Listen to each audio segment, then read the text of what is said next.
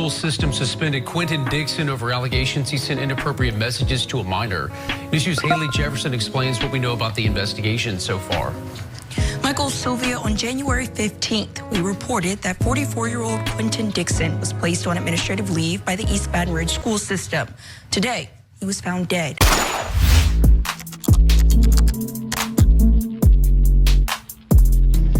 Alright, y'all. Now, as y'all know, whenever something glitters doesn't mean that it's always gold. And I always say judge a man off his actions, not by their words, because we've seen a bunch of guys say one thing and do another. He could be an advocate by the day and live the exact life he speak against at night. And many of us would never know. Now, nobody is perfect and we get it. We all have flaws, so just because someone may be advocating for the youth and others doing the right thing doesn't necessarily mean that they're perfect. But anytime you have a grown man that can sit there and make it his business to fraternize with a younger female, and by younger, I mean years younger, that's just an action that is nowhere near acceptable, and he should be penalized to the furthest extent of the law. But sometimes our actions are so wrong that we can't even seem to live with the embarrassment, so some of us go the deepest extent to prevent public scrutiny by moving far, far away, or, in worst case scenarios, taking your own life. And this would be the fate for a 44-year-old man from Louisiana by the name of Quentin Dixon. Quentin, from the outside looking in, was a well put together man, clean cut, suit and all, had all the credentials of someone who was successful in doing the right thing for his community.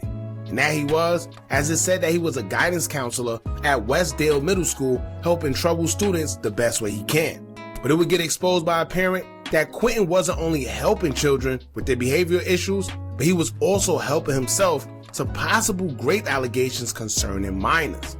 This is because a parent will go through her child's phone who was a student at the school at a point in time that Quentin was counseling at.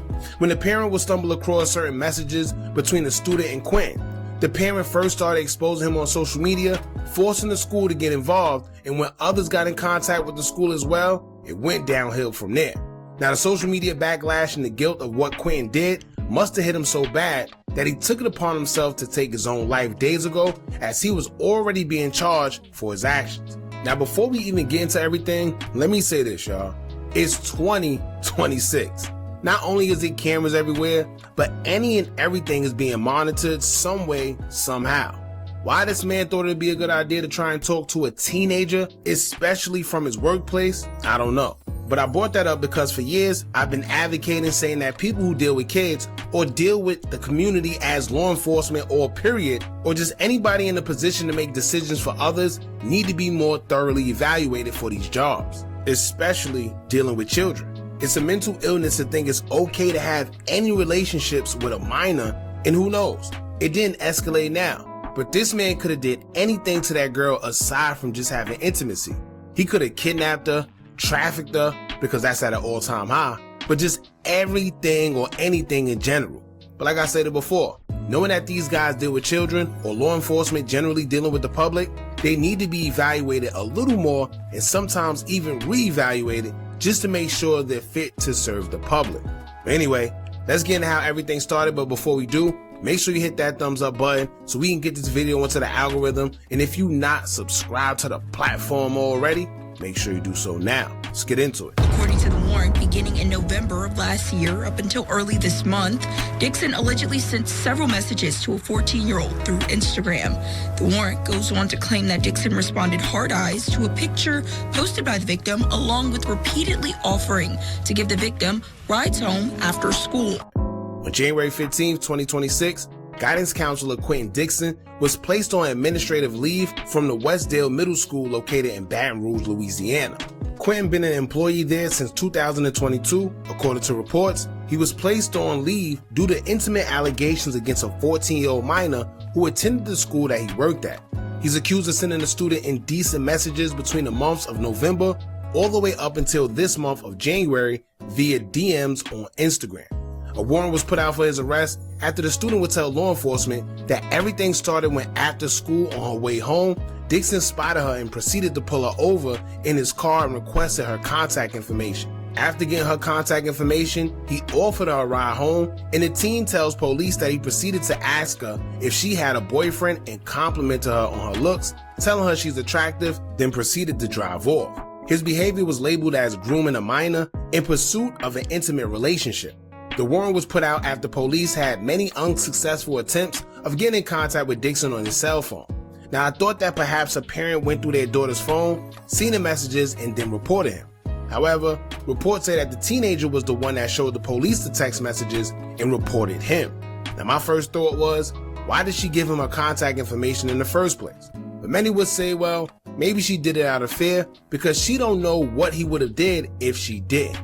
I don't know, but y'all let me know if y'all think that she is the one that told the police in the comments, or maybe the parent went through the phone and reported. Now, when the police first got the messages, they were still in the process of their investigation, and the messages were only between them and the victim's family. However, somehow, someway, screenshots of the messages began surfacing on social media, and the world got to see what was going on. To this day, nobody knows how the messages were leaked or who leaked them. But that leak is what led to social media users complaining and also forcing the school he worked at to take action and do something about this man who was around their children every day. I mean, are they wrong? Because it was her this time, but it could have been somebody else's cousin, daughter, etc. Now, as far as the messages go, we're going to read what was said and what led to Dixon receiving 4 counts of indecent behavior with a juvenile. Now, the brother made a post exposing the DMs, and he captioned it saying, quote, "These kids need to be protected from pedos like this weak ad ninja at Coach Q220. I know a lot of grown women and men needed a protector from these type of weirdos at one point in their lives. I'm big brother, and I stand on that. My little sister will be dealt with the way a 14-year-old should, but as for this weak ad ninja, hopefully karma deal with him in the worst way. It be the ones you least expect. I don't care if it's your friend, uncle, cousin, brother, daddy, we can handle it whatever way you see fit. I'm entertaining it behind the family." Y'all, help me understand, how could a grown-ass man with a bunch of kids hop in the DMs of a 14-year-old little girl, which happened to be my sister, my little sister. I'm not gonna say, let me rephrase that, not grown-ass man, hop in the DMs of a 14-year-old little girl. That 14-year-old little girl who was a former student at the school that you're the guidance counselor of the year at. And a student of a school that you're the head football coach at. Because now my little sister has moved on to high school, but you made it clear that you couldn't forget her from middle school or 12th. Now, if y'all pay attention to what the brother said, he said his sister would be dealt with the way a 14-year-old should be. And the reason why I mention that is because it stuck out to me. Clearly, whatever was in those messages didn't paint her as innocent as the world may see it. Like I said earlier, my first question was, why did she give him her contact information in the first place? And 2, if you look at the messages that were screenshotted and posted, it seemed like they were leaving certain parts out, or some messages may have even been deleted, which tells me that the family also knows that the teen was also entertaining the situation as well.